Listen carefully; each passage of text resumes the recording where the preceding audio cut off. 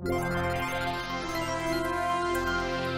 me suis levé un matin et je me suis dit, et si je faisais des trucs débiles avec un pantin en bois? Ça, c'est Bernard, c'est mon meilleur ami. Et aujourd'hui, on va faire n'importe quoi avec en 3D.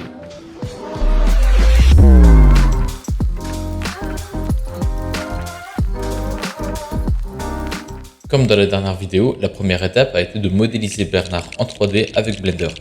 Même si ça semble facile à modéliser à première vue, certaines parties du modèle étaient assez compliquées, comme par exemple le torse ou l'abdomen. Pour le côté de Rick, durant toute la phase de modélisation, j'ai utilisé ce qu'on appelle un modifier. En bref, un paramètre qui permet de modifier le modèle de plein de manières différentes, de façon réversible. C'est ce qu'on appelle un non-destructive workflow. Le modifier en question s'appelle le Subdivision Surface et consiste à diviser les faces déjà existantes en plus petites faces ainsi que de les arrondir pour rendre le modèle plus lisse. Ce modifier a des défauts car il nécessite une bonne topologie du modèle. Une topologie optimale pour le subsurf consiste en un modèle constitué uniquement de quadrilatères, parce que le modifier ne peut travailler ni avec des triangles, ni avec des polygones à plus de 4 arêtes. Au fait, j'ai oublié de vous expliquer ce que voulait dire BTS dans le titre. Le premier qui ose mentionner la K-pop, je l'oblitère. BTS est l'acronyme de deux choses. D'abord, Bluetooth Tutorial Series, ou les tutos de Bluetooth pour les camemberts. J'ai choisi ce nom pour les vidéos que je fais actuellement, qui sont des sortes de tutoriels rapides où je vous explique les fondamentaux de mes projets sans trop rentrer dans les détails. Je vulgarise l'infographie en bref. Le deuxième sens de BTS, qui est aussi la raison pour laquelle j'ai choisi cet acronyme, est Behind the Scenes, ou dans les coulisses pour mes camemberts encore une fois. Je vous montre les derrière des créations provenant du monde informatique. Même si pour l'instant je ne fais que mes projets, j'ai plusieurs idées de concepts intéressants qui concerneraient des projets autres que les miens, mais ça risque de prendre du temps à arriver. Bon, maintenant que tout ça est dit, mettons de la couleur à Bernard. Oh golly, oh gosh, this is about to be an immaculate dinner.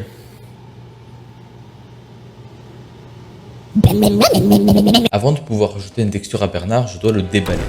C'est un processus qui s'appelle le UV Unwrapping et qui consiste à déballer le modèle 3D en y ajoutant des coupures pour le rendre plat, pour définir exactement comment va s'appliquer la texture. Voilà à quoi ressemble une UV map, dans ce cas-ci le torse de notre protagoniste. Chaque partie, appelée île, peut être manipulée et ajustée pour changer la manière dont la texture va s'appliquer. Ça veut dire qu'on peut animer ces UV maps. C'est particulièrement utile pour faire des objets du genre tapis roulant ou même des feux rouges, comme fait ici par Jan Hubert, un artiste et une référence dans le monde de la 3D. Il fait des trucs comme ça globalement, je fais comment moi à côté? Non mais sérieusement, allez voir son travail, c'est lui qui est à l'origine des speed tutorials, qui pour le coup sont vraiment rapides et tellement complets. Pour en revenir à notre pantin, j'ai passé plus d'une heure à le cisailler violemment avec amour dans tous les sens, de la tête aux pieds, pour qu'il soit beau. Après cette étape, on peut passer au texturing. Dans mon cas, rien de plus simple, une texture de bois PBR ou Physically Based Render, le nom compliqué pour dire texture réaliste. En fait, pas exactement. Pour ajouter de la couleur à un objet, on va lui ajouter ce qu'on appelle un matériau. Ce matériau peut être ou non constitué de plusieurs textures, soit procédurales, c'est-à-dire faites main, même si c'est très complexe, soit des images téléchargées légalement sur internet bien évidemment. Un matériau PBR est constitué de plusieurs textures ou channels. Le diffuse, la couleur, la roughness map qui contrôle la brillance, la metallic map qui contrôle quelle partie du modèle va être métallique, assez explicite celle-là, la bump et ou normal map qui vont changer la manière dont la lumière interagit avec l'objet, créant ainsi des détails sans ajouter de géométrie. Croyez-moi quand je vous dis que c'est utilisé littéralement partout. La displacement map qui va modifier la géométrie de l'objet via une texture. Super utile pour faire des terrains, des rochers, des murs en briques, vous voyez le truc. Dans mon cas, voilà le node setup avec les différentes textures. Juste un diffuse un peu retouché et une normal map. Évidemment, les textures peuvent devenir très complexes très vite. On peut créer des modèles entiers avec des textures procédurales et des displacements par exemple. Passons maintenant à la troisième étape, le rig. I see it. Watch me make it magically disappear from the palm of your hand. You will not. 1, 2, and magic! I got it. Got what? Le rig consiste à ajouter un squelette à notre personnage pour le faire bouger. Parce qu'actuellement Bernard est aussi immobile et sénile que l'américain moyen. Je ne compte pas m'attarder sur cette étape parce que c'est celle que j'aime le moins. Vu que ça reste une vidéo à titre informatif, je vais essayer de vous donner 2-3 trucs sur le rig. D'abord, il y a deux types de rigs principaux, le FK et le IK.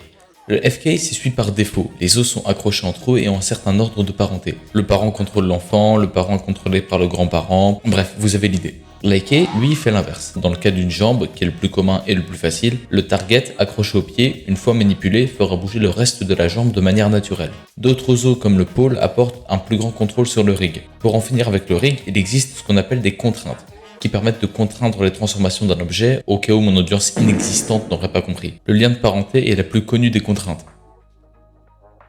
En informatique évidemment. J'ai essayé de faire joujou avec pour contrôler la rotation des joints mais j'ai misérablement échoué et mon ego surdimensionné va lancer la transition à ma place. Et j'ai deux projets très spécifiques à faire avec Bernard qu'on va faire dans cette vidéo. Le premier étant de lui faire danser la danse Fortnite. Pour ce faire, vous aurez besoin de 3 logiciels différents, tous gratuits dont un en ligne. La première étape est d'avoir un modèle 3D avec ou sans récup peu importe et de l'importer dans Mixamo, un site d'animation gratuit. On s'en fiche des animations, ce qui nous intéresse c'est l'autorig qui va nous permettre d'avoir un squelette parfait pour ce qu'on veut faire. Je vais vous mettre un tuto plus détaillé en description. Moi, je vais juste passer rapidement sur les étapes. Une fois que vous aurez votre rig, vous allez lancer Blender et utiliser un add-on pour VRChat qui s'appelle Cat pour arranger le rig et l'exporter en FBX. Avant d'enfin lancer Unity et d'importer la danse Fortnite que vous aurez téléchargée au préalable pour l'appliquer sur le modèle. Je suis absolument d'accord avec vous, c'est bien trop long pour le résultat final, mais après quelques essais ratés, j'ai enfin réussi.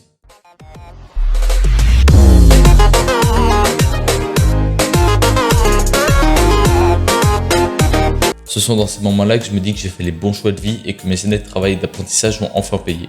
Bon, c'est bien beau de voir Bernard s'ambiancer, mais maintenant on va passer à la partie vraiment drôle, le ragdoll. Pour faire un ragdoll dans Blender, c'est vraiment super simple. On doit d'abord accrocher des boîtes à tous les os qui feront office de parents, comme on en parlait tout à l'heure, et de les transformer, elles, en ragdoll avec un rigid body. Pour éviter que Bernard nous se décompose complètement, on va accrocher les parties entre elles avec des joints, et voilà le résultat. Le résultat, j'ai dit. Le résultat. Voilà, nickel. C'est déjà la fin de cette vidéo. Désolé du retard, j'étais occupé à bosser sur des projets de la plus haute importance, mais je compte revenir avec des trucs un peu plus intéressants qu'un pantin. Ah, dans probablement 3 mois. Bisous.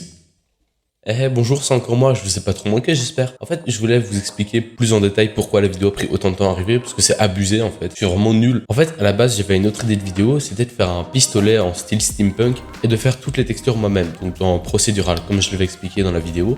Sauf que c'est tellement difficile que je sais pas le faire en fait. Je l'avais jamais fait avant, donc c'était un peu débile de faire ça comme vidéo. Sauf que moi j'avais déjà commencé le pistolet et ça m'a pris beaucoup de temps avant de me rendre compte que c'était pas une bonne idée et d'annuler le projet pour faire Bernard. D'ailleurs, j'étais tellement pas inspiré que ça m'a pris au moins une semaine de trouver l'idée de faire Bernard en 3D du coup. Bon, après, j'ai commencé à faire la vidéo, la voix off, le projet, machin, donc ça allait. La voix off a pris quand même beaucoup de temps, mais j'essaierai de faire mieux la prochaine fois. Ensuite vient l'étape du montage, qui a pris énormément de temps, qui m'a pris au moins 3 semaines. Pourquoi? Parce que, en fait, j'ai une théorie. L'intro au début que vous voyez, la formidable aventure de Bernard, le pantin de bois, BTS2 et tout, c'est des textes en 3D avec des animations, elle est super stylée, je l'adore, mais elle est tellement lourde que je pense qu'elle a tellement alourdi le projet qu'il était devenu super lent. Ça prenait vraiment au moins 3-4 minutes de faire un effet très simple. Par exemple, juste Knuckles qui vole, puis qui se fait lancer par la main, ça prenait super longtemps à faire. À cause justement du rendu qui me prenait au moins 3 minutes à faire, à voir l'animation sans que ça lag en fait, à avoir plus que 3 FPS. C'est pour ça qu'il y a des animations qui sont un peu trop rapides parce que je travaille avec du 3 FPS, donc moi je fais mes timings comme ça alors que ça bug. Et au final quand je regarde l'animation, bah c'est super rapide et je peux pas rechanger sinon ça reprend 5 minutes. Voilà donc bref, désolé du retard, la prochaine vidéo devrait arriver assez vite parce que je sais ce que c'est et ça va pas être un BTS, ça va être une espèce de let's play d'un démo, vous allez voir, je suis déjà très en retard, j'aurais dû le faire il y a genre 2 semaines. Je vous dis du coup à la prochaine, je sais pas quand ça va arriver, laissez-moi au moins 1 mois et demi parce que je suis Bluetooth quand même, hein, faut pas l'oublier. Et je vous dis bisous.